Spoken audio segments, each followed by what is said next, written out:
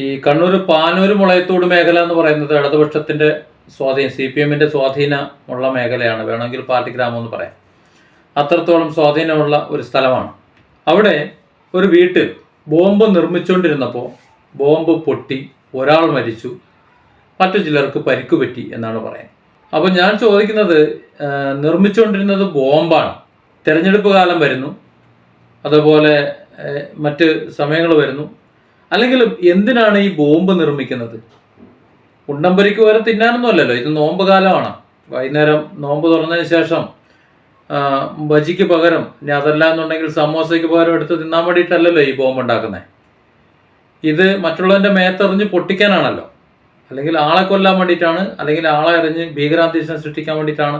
അപ്പോൾ സ്വാഭാവികമായിട്ടും അതിൻ്റെ ഇടയിൽ ചെന്ന് കയറുന്ന സാധാരണക്കാരായ ആൾക്കാരുണ്ട്, അവർ മരണപ്പെടും, പലർക്കും പരിക്ക് പറ്റും, അതൊക്കെ ചെയ്യും. എന്തിനാണ് ഈ ബോംബ്?